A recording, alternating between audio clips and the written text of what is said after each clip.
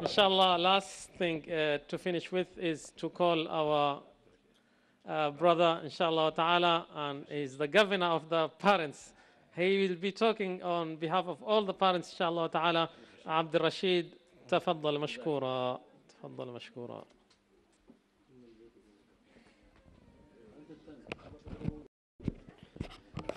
السلام عليكم أولاً. anigoo ku hadlaya magac waalidiinta waxaan rabaa marka ugu horeysa in macallimiinta iyo dadka arrinkan ehelka u ah in aan u mahadceliyo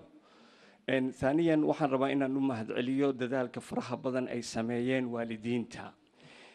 run ahaantii aniga waxaan ka mid ahay dadka ku dhaqan deegaanka Layton dad aad u fara badan ayaa waxay u baahi qabeen ama ay doonayeen in caruurtooda meel ay wax ku bartaan in ay helaan jazakallahu khayr macallimiintan aad aragteen waxa ay u sare istaageen ay mar walba u heelan yihiin in caruurtayada ay baraan ilmaheena cunto waa siin karnaa labis qurux waa laakiin way adag tahay waalidiinta in naftigeen ayaa inaan wax barana u baahan caruurta aad aragteen maanta waa productionkii wixii ay soo saareen macallimiintan har iyo habeen iskama imaanin waxaan waxay ku yimaadeen dadaal bay ku yimaadeen caruurka adduunka ifka waxaad ugu jeceshahay waxa adiga aad dhashay waxaan ugu dadaalnaa annaga waxa weeyaan waa game waxaan ugu dadaalnaa waxa weeyaan filin hebel hadaa wado waxaan ugu dadaalnaa ilmaha markuu guriga yimaado go upstairs bax telefishinka daawo ma aha xalku sidaas dad badan baa waxay isweydiinayaan dhibaato iga haysata ilmaha waxa lagu barbaariyaa waxa ehel aad u tahay markii aad mar walba diintiisa aad u sheegay marka uu ku jirana nolosheena iyo aakhiradeena iyo adduunkayagaba in caruurtayda aan kula dadaalno diinka quraanka run ahaantii waxaan rabaa in qaabka aan u heli karno marka ugu horeysa sida uu ku sheegay Sheekh Xabiib in annaga aan isjeclaano waalidiinta markii caruurta ay albaabkaas keenaan marka ugu horeysa in iyagu ay isa salaamaan ay assalaamu calaykum ay isdhahaan caruurtayadu way wada ciyaarayaan waalidiinka joogta salaanta ma iska qaadayaan soo fiicnaaneen annaga inaan isjeclaano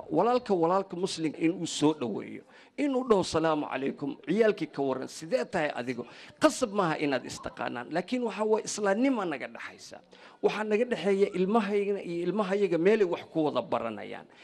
sidaasaan marka annaga aacila ahaan inaan markaas united aan noqono waxbaan qabsan kan dadka Soomaalidu waa tiro badan yihiin laakiin wakan madan waxa keenaya wax kala ma aha annaga kulligeen individual markii la yiraahdo qof kasta wuxuu ku dhahaa aniga noloshayda anay gooni ii tahay maya qurbaan ka nimid intaan nimaan inta maxaan u nimid inaan isweydiino waay ilmaha aad arkaysay caawa haddii adiga aadan u heelinin yaa u heelinaya macallinka waa inaan la shaqeynaa inaan dhahnaa macallinka caruurta wanaaga intaas le walid kasta wuu ku farxaa ilmihiisa markuu arko oo diinta islaamka ama quraanka isagoo akhrinayo laakiin juhdi baa la geliyay saacado badan marka adiga aad iska tiraahdo ajuuradii lacagtan bixinaya macallinka adiga warayso ilmaha xiriir aan samaysano annaga marka maanta waxa ilaahay xamdigii ah in aan maanta aan helnay meel aan isku waraysano masjidkan alxamdulillah fikradda iyo ra'yiga waa la isku darsaday laakiin macdamaha masaajidka waa la dhisay nin kasta inuu gacmaha laabto waxa weeyaan saaca bisaaca inaan la socono saacad kasta masaajidka nadaafadiisa gogoshiisa nalkan lacagu rabaa biyaha lacagu rabaa ma aha cid kaleeta ma aha meel kale oo wax ka keenay ama cid kale oo lacag siisa kaliya qaramaadka ilmaha laga qaada waay marka waalidiinta run ahaantii waxaan aad iyo aad aan ugu markasta aan ugu boogaadinaya aan ku dardaarmaya in awalan annaga aan isjeclaano dadka qaarkood waxaa laga yaabaa in ay isweydiiyaan markii ay masjidul rahma waxaa ka horeeya in ay bravo ay arkaan bravo kala ma aha qabiil ma aha waxa magaalada bravo la yiraahdo magaalo magaceed waay magaaladaasna waa magaalada ugu xadaarad badan maanta Soomaaliya run ahaantii dadka kaliya ee maanta ku abtirsada magaalo waxaa jira dadka reer bravo la dhaho kuwa kala dhan qabiilay ku abtirsadaan magaalo nin ku abtirsada ma aragtay adiga qabiilkayga bravo way magaaladeeda bravo waay markaad tagto ama inta markaad timaadid ingiriisku wuxuu ku leeyahay I'm from Newcastle uu ku leeyahay nin kale wuxuu ku leeyahay I'm from London anaga maxaan dhahnaa marka aniga waxaan ka imaaday reer qabiil hebel aan ka imaaday laakiin ninka reer Bravo wuxuu ku dhahaa I'm from Bravo that's it kama rabo marka you have to be in maraysa aan fahanaa موسكن مساجد كان إلهي بإسكالة غير براو مقعة دي المقالة مقعد واي نطل ملها دتك قاركود البابكم مركب فيريان ماشي غير براو إسكالة اسنو معنى ذا ساس إنه بيتك إلهي وإسكالة براو مقالة ذاس أو خير كبدن اللوجو مقعدري مقعد عذارات كبدن يعني شن بقول أو كن أصلا كهر أي جرتي براو مانتا ومقالة ميد ومقالة نبضيد ويان marka alxamdulilah maanta waxa waaye in aan u istaagno masaajidkan in aan isno inaan annagan aan isjeclaano ثانيا sheekhayaashu waxa ay noo sheegeen in ay soo socoto bishii Ramadaan bisha Ramadaan rabna ifriyo dad fara badan masaajidkan maanta waxaan dareemayaa waalid kasta xiluu isa saaray waxaan noo cunto fara badan macmacaana la keenay caruurta in la xiyo bisha Ramadaan sidaas inaan united aan ahan midowna anagu inaan gacanta aan isqabsano markii anaga inteena ciyaalkeen iyo waalidiinteena anaga gacanta aan isqabsano wadanku wax u tari karnaa laakiin intii anaga tafaraaruq oo naga kala dhaxeeyo dhismo dawladnimo waxa uu ka bilowdo guri dugsiga jidka meel aan isku wareysano waa in la hela salaada jamaacada hadda midalan oo jacada ah masaajidkan ma nagu filna dadka qaarkood banaankay istaagaan markii salaada la yimaado cariiri waay laakiin alxamdulillah maanta waxaan ku farxay in la yiri masaajidka mustaqbalka waa la balaarinaya balaarka lama annaga waay cidana laga sugay marka insha Allah taala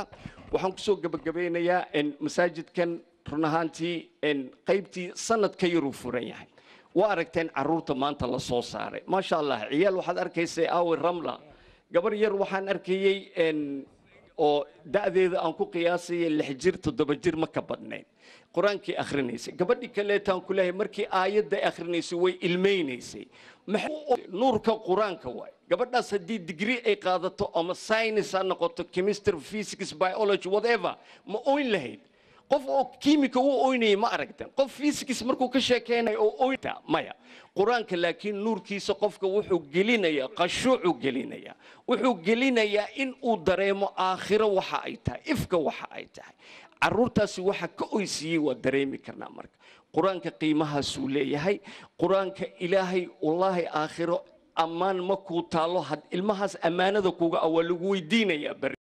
ku jawaabaysa amaanay nagu tahay amaanadana la sii ma aha inaan science iyo technology iyo inaan ugu dadaalno waa inaan caruurteena aan ugu dadaal baritriya adduun waxaana anfacayo awlaad saalix ah bari markaa dhimato sadaqa jaariya uu ka hadlayay sheekh Ahmed sadaqa jaariya ilmahaaga adigoo dhintay hadii uu khayrkiisa uu ku socdo haduu uu degree qaato bachelor oo masterate oo PhD anigu miisoo waxba ma itaraysa taas laakiin waxa itaraya waxa weeyaan manhajka islaamiga inaan ilmahayga aan ku barbaariyo ilmahayga waa inaan quraanka aan bara aakhiri adduunka kanina wassalaamu alaykum wa rahmatullahi wa barakatuh